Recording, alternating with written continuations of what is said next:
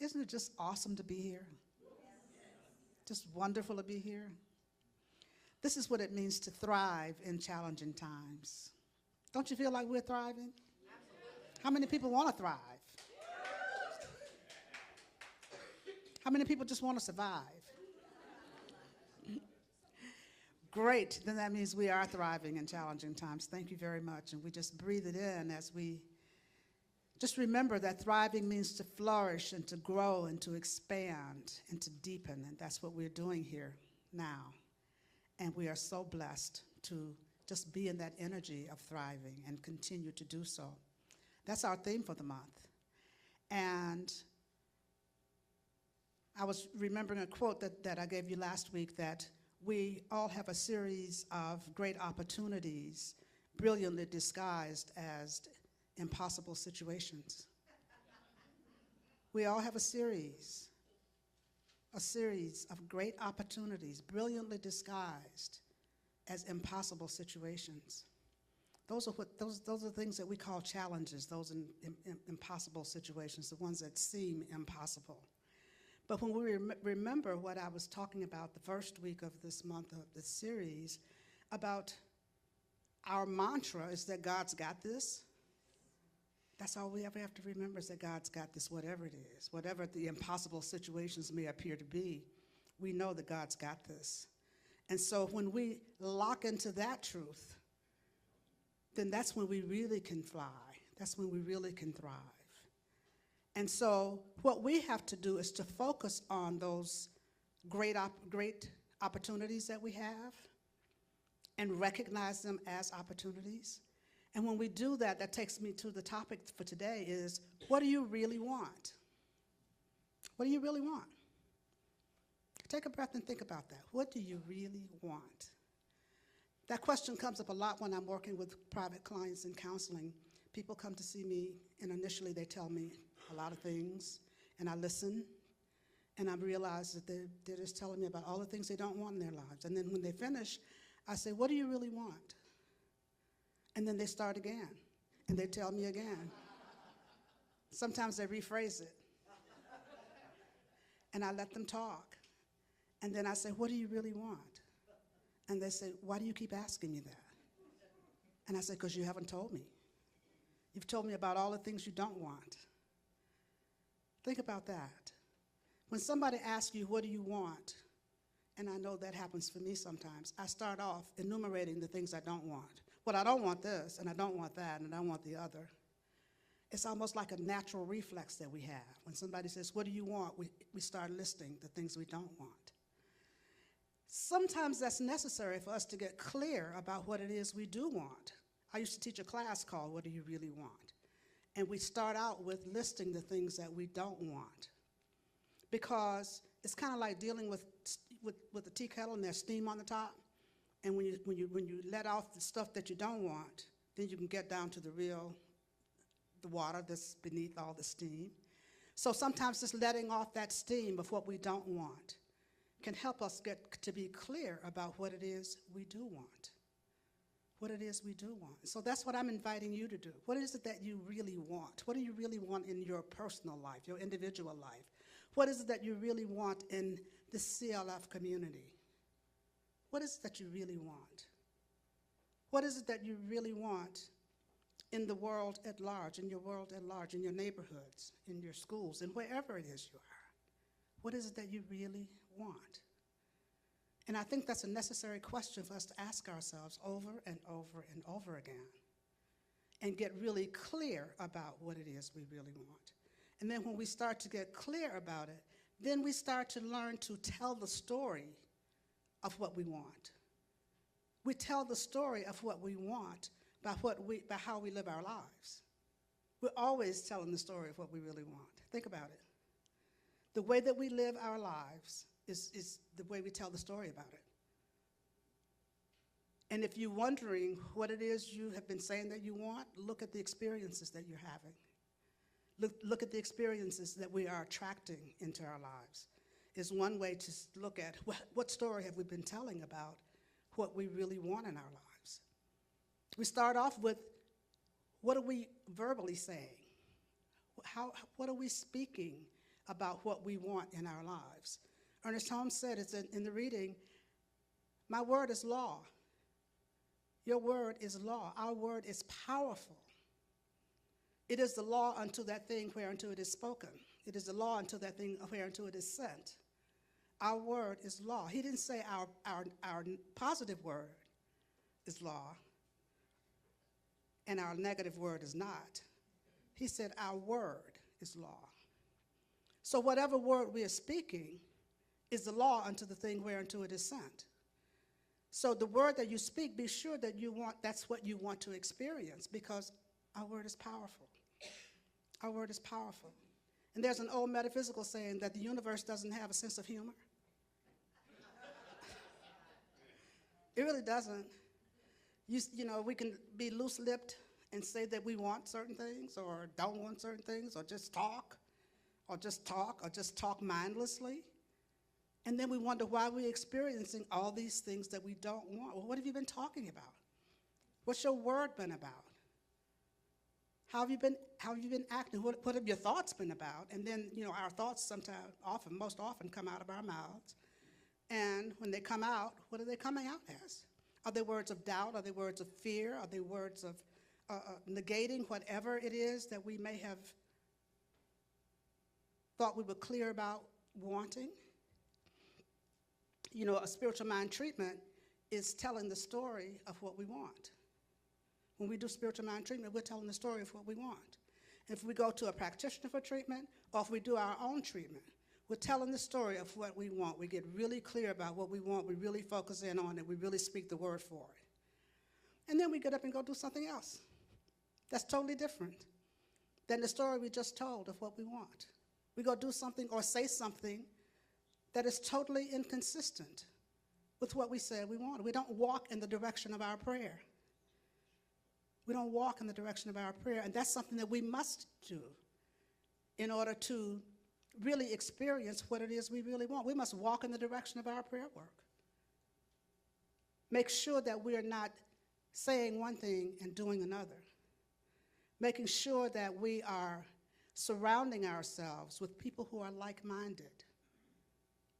We're surrounding ourselves, even here in this community, with people who are like-minded, and having the nerve to correct somebody if they are saying things that are not the truth. The truth with what we say we want in this community. We have to make sure that we are willing to confront or correct, or confront and correct works.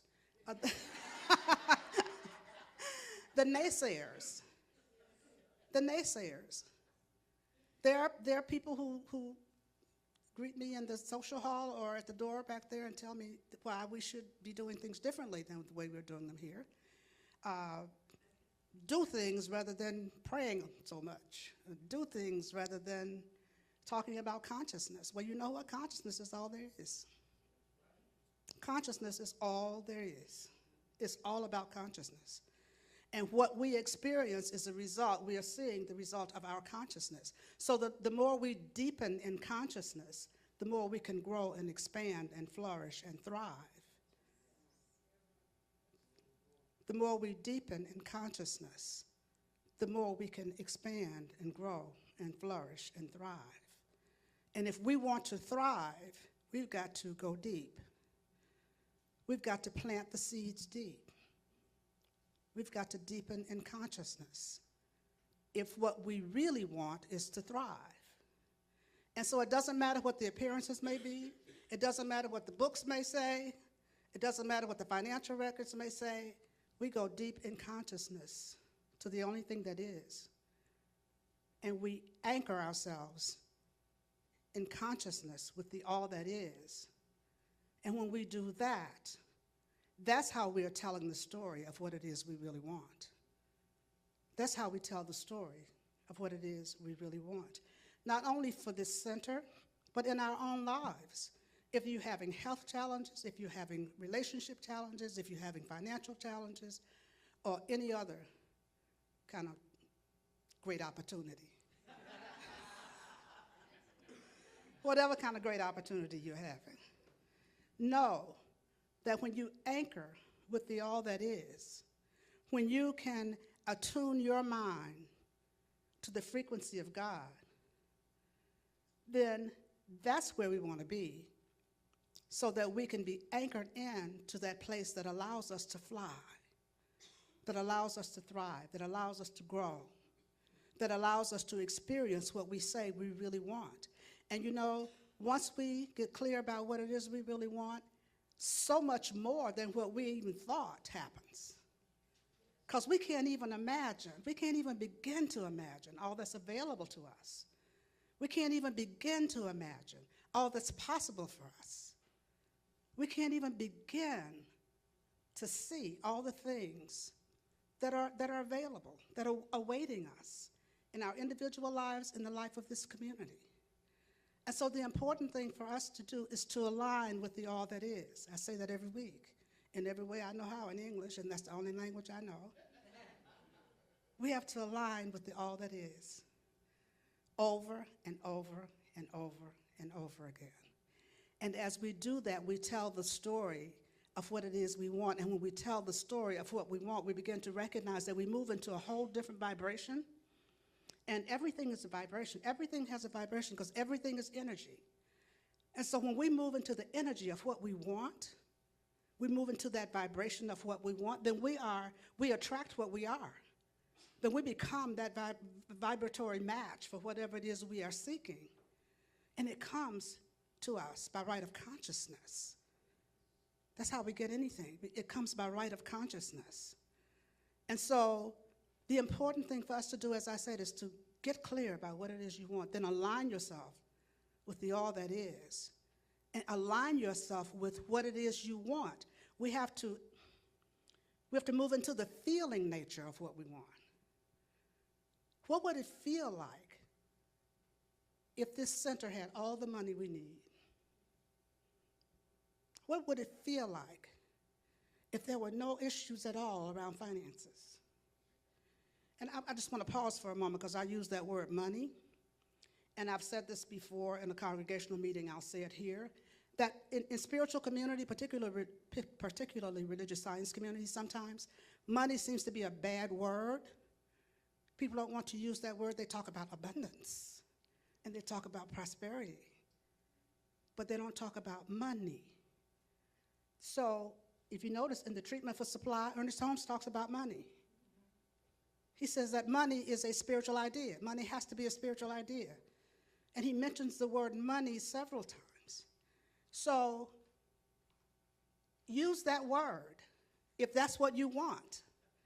If you're having issues in your financial issues in your life, if you feel like there's not enough or that you'd like there to be more, then don't ask for abundance, because you may get an abundance of friendship, an abundance of love, and that's wonderful, an abundance of so much. If it's money that you want, ask for that. Speak your word for that. And know that that money is energy also. And when we avoid the use of the word, and when we avoid the idea that we need money or we want money, then we are separating ourselves from it even more. We're separating ourselves from it even more. And the only thing that ever needs to be healed is our sense of separation from God and then from whatever it is we feel separate from. And so when we're feeling separate from money, and we start to act like, oh, I don't want to talk about that. I want to call it prosperity. I want to call it abundance. I want to call it my good. And it's all of those things. But you can't go to the store and buy groceries with your abundance. Unless you have an abundance of money. Right? So what is it that you really want? When you're talking about abundance, be specific. What is it you really want? When you're talking about prosperity, be specific. When you're talking about health, be specific. Whatever it is that you want, be specific about it. Name it, claim it. Name it, claim it. What do you want? Name it. What do you want? Claim it. It's really that simple. That's what we have to do over and over and over again. And once we claim it, we act consistently with that. Now, the second thing to keep in mind is, let's take a breath. The second thing to keep in mind is that we don't want to let the how dictate our what. We don't want to let the how dictate our what, or to let the what be dictated by the how. When you get concerned about how something's going to happen, we start to narrow what we want because we can't figure out how we're going to get it. We can't figure out how we're going to do it. We can't figure out how on earth that could be possible. If there is perfect health and wholeness that I want and I have this diagnosis, then how on earth could it happen? How on earth could perfect health come out of this? Because we get all caught up in that how. We start to negate whatever it is we want because we don't see the possibilities of it. That's when we have to step back and remember God's got this. God's got this. And as I've told you, my grandmother used to say, God always has the last word. She always said that, particularly about health. No matter what the doctor says, she said, God has the last word on that. That's how my family has always lived. God has the last word on that. God has the last word on what happens here at CLF. God has the last word. And so we have to align ourselves with that which knows all and is all. Align ourselves with that. Focus on what we want. Don't get concerned about how it's going to happen. Just continue to anchor deep into the all that is and allow it to happen. Allow God to have full sway here. Allow God. God already has a vision for what this community looks like. God already knows how it wants to show up as this community. God already knows what it wants to be as CLF. And all we need to do is move ourselves into alignment with that. And when we move into alignment with that, the vision can then become revealed and available through each one of us. That's why it's so important for us to do the work individually, because God can only work through us. God only works through an open door. And if the door is closed here, it goes to the next. God works through openings. Openings. Openings. Closed here, open there. Closed here, open there. Wherever there's an opening, God works. Wherever there's an opening, life happens. Witness the grass that grows up through the cracks in the cement. Life expressing through an opening. We have to be that open channel through which God can work. We have to be that open channel without trying to figure out how God's going to do it. We just figure out what we want. When we do that, we stay in our lane, and then God is in God's lane about the how. And that's what we want to keep in mind. We speak the word for what we want. When we start trying to tell God how to do it, then that's what we call outlining. And that doesn't work. Because we're limiting anytime we're outlining, anytime we're being concerned. We get into fear when we get into the how. We get into fear. We get into the managing and controlling. We get into the what ifs. We get into trying to figure out how to do it ourselves. How's that work? Not so well. And so I just invite us all to be clear about what you want. Speak the word for what you want. Recognize that whether you're speaking the word for what you want or not, the word you speak is the house you live in, according to Hafiz. The word we speak becomes the house we live in. And so make sure that the word you're speaking is the house you want to live in. Make sure that you want it to be the law unto where it is spoken before you say it. I'm the language police instead of in addition to being the breath police. So I'm always asking people to reframe. I'm always listening to myself and having to reframe things that I say myself. I'm not just talking to you, I'm talking to all of us. I have to reframe. We have to reframe. But the best way to reframe it is before it comes out of your mouth. When it's a thought, say it and think it and reframe it before you allow it out.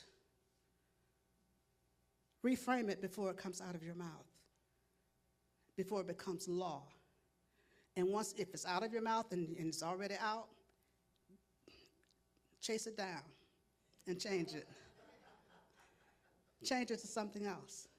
Change it to what it is you really want. That's what's really, really, really important for us to do. And to keep in mind that that's the power that we have. That's the power that we have. And making sure that you keep your attention on your attention. That's the third thing. You've heard me talk before about keeping your attention on your intention. Today I'm saying keep your attention on your attention. Because energy flows where attention goes. Energy flows where attention goes. And so wherever our attention is, that's where the energy flows. So keeping our attention on what it is we want, keeping our attention on the words that we speak, keeping our attention on the focus that we have and the stories that we're telling, not getting caught up in the shiny objects like TV and politics. And it's easy to get caught up in that. And a gazillion other things that we get caught up in. And we start chasing things this way and chasing things that way and chasing things this way. And all of a sudden, our attention has been diverted. And we find ourselves talking about everything, saying all kinds of stuff, feeling all kinds of ways. And I invite you to come back, bring your attention back to what it is you really want. Start to think about what would it feel like if we had everything we want? What would it feel like if I had perfect health and wholeness right now, if I were experiencing that? How would that feel? What would it feel like if my relationship, my marriage, was really, really what I consider to be good and working and filled with love? What would it feel like if my kids did what I wanted them to do? What would that feel like? What would that feel like? Okay, that got a little ripple there. Yeah, what would that feel like? Try it. What would it feel like? And what we want to do is to move into the feeling nature of it. When we move into the feeling nature of something, then we start to act like it already exists. Start to imagine, what would it feel like if this sanctuary was completely full every Sunday? What would that feel like? What would it feel like? What would it feel like if the mortgage were paid here? And the offering place was full to overflowing. They had to get big baskets to take up the offering here. What would that feel like? What would that feel like? What we have to do is move into the feeling of it. Act as if. You know, last week I was talking about labels and that how we act according to the labels we have for ourselves. Let's act as if. Whatever it is you want, get into the feeling of it. Act as if.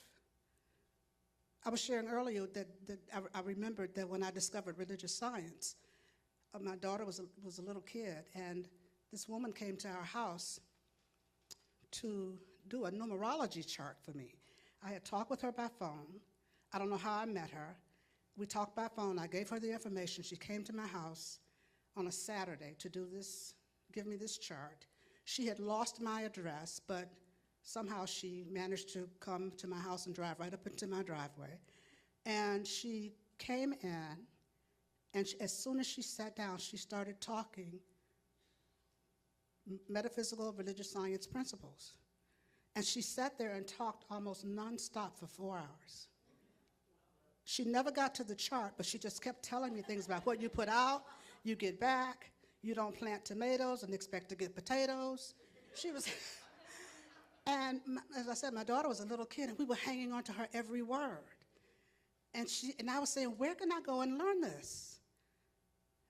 All of it wasn't foreign, but a lot of it, what she was saying, was. And I said, there are really people who believe that way? And she said, yes. And she told me about a little church that was down the street from where we lived. And she said, you know, the church at the end of the street that has the red doors. If you go in there on Sunday mornings, and I said, well, can anybody go? And she said, yes. And so I said, will you meet us there? She said, yeah, I go every Sunday. I'll meet you there tomorrow. You and your daughter come. She said, but start making a habit. When somebody asks you how you're doing, say, I'm doing great. And I said, but what if you're not doing great? And she said, say it anyway. anytime anybody says to you, how are you doing? Say, I'm doing great. And my daughter was so excited. Rochelle was so excited, and she was like, Mommy, I'm doing great. So all the rest of the day, we'd walk around the house and we'd ask each other, how are you doing? The other one would say, great, I'm doing great. And, you know, I noticed just that there was an energy there. We started to feel better. You know, I started to not think about not doing great. And so the next morning, we were so excited. We got up and we went to this church. And of course, when we woke up, we were doing great. We got up and we went to this church, and I was looking for the woman there, and she was not there. And I've never seen her since. I've never seen her since. I've never heard from her since. That makes me have chills. I've never heard from her nor seen her since. But she got us to that religious science church, the little church that was down the street from our house that we always wondered what church was that with the red door. And we went through that red door. And the rest is history. That was a long time ago. But you know what? That day my life changed. And my life wasn't bad. It was okay. But it was so much more than okay after that. Just starting out with, how you doing? I'm doing great. I'm doing great. And really getting into the feeling of that. What does it feel like to be doing great? What does it feel like to feel great? What does it feel like to whatever it is you want? And moving into the feeling nature of that can change your life. It can change your life. I'm here to tell you what I know. It can change your life. And so I'm inviting you to do these things, to focus on what it is you want. Focus on what it is you want. And if you're not clear, pray about it. Ask for guidance. Ask for clarity. Ask for wisdom. And be open to receiving it. Because God's always got this. God's always got this. That's what we have to remember. God's always got this, and it's okay for us to claim, to name and claim what it is we want. So let's take a deep breath together as we move into prayer. And so just moving into that place of knowing and sensing and feeling God's presence right here, right now, knowing that it's right here, right now, right where I am.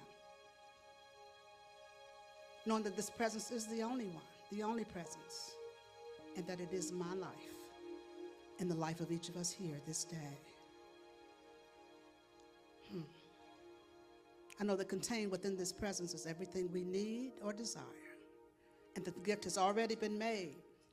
God has already given us everything. And we just release all the stuff that would block our availability to it, our ability to reveal it in and through and as our lives. And so we let go of those things that don't serve, and we open ourselves up to the love and the peace and the joy and the harmony and the balance and the abundance and prosperity and money, whatever it is that we may need or desire. Just knowing that contained within God is all this. And I know that each of us is receiving that which we need right now. So this word goes out to anyone on this planet needing a prayer this day, knowing that right where each of them is, God is blessing and keeping them. We completely surround the people in California, the wildfires, the violence, those families. We know that right in the midst, God is healing each heart and each loved one. We just bless them right where they are. I pause momentarily so that you may speak the names of anyone you'd like held in prayer. You may speak their names silently or loud, and you may speak them now.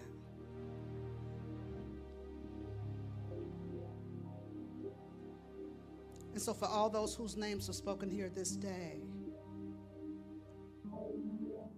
I know that God is right where each of them is, blessing and keeping them, and all is well. Thank you, Father, Mother God. I'll just allow it to be now. And so it is.